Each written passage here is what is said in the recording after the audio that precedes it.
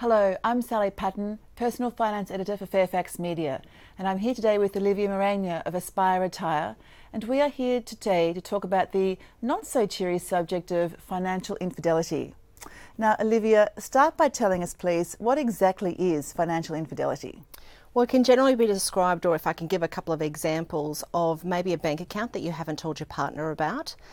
It might be, say, for example, a business failure, or even, say, a bad debt, or a debt that's, hasn't been fully resolved in the past. So it's really where maybe the other partner is unaware of what's going on. So nothing wrong with having your own separate bank accounts or anything like that, but it's just that open and honest, discussion around what do we have and are we actually disclosing everything.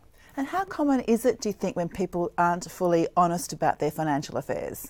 Well, I think sometimes it can actually develop from potentially a new relationship where you do have something on the side, or it may even be an investment that you're not sort of including into the family, but it's just that as the relationship progresses, maybe it hasn't been talked about, and then trying to bring it up in a conversation can be quite hard. So it can be quite common, particularly in second relationships as well.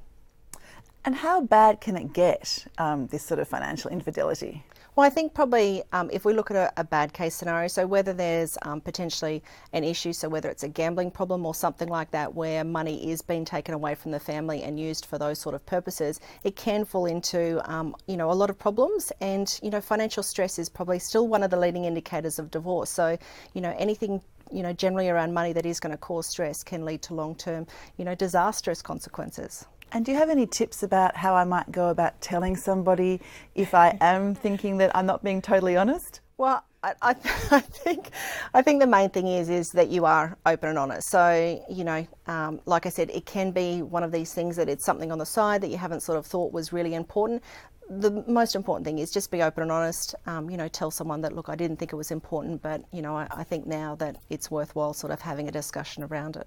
So does that mean that it's bad to have any sort of separate banking account or any sort of separate, not a stash, but a pocket of money that you might want to use for a rainy day? Absolutely not. So I always generally recommend, even couples having separate bank accounts, because, you always want to be able to buy the flowers and maybe the wife not knowing about it, or vice versa. So look, I think having a personal bank account is really good. It's really good from an estate planning point of view as well. So, if something were to happen to your partner, having a bank account that you've got readily access to is really important. So still absolutely recommend that.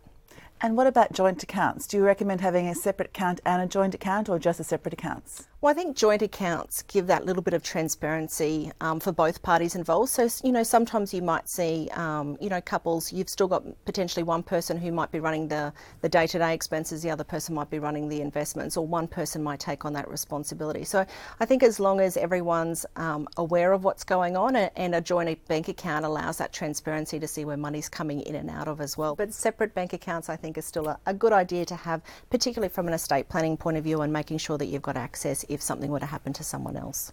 Great. Thanks very much for your time. And thank you for your time. We'll see you next week.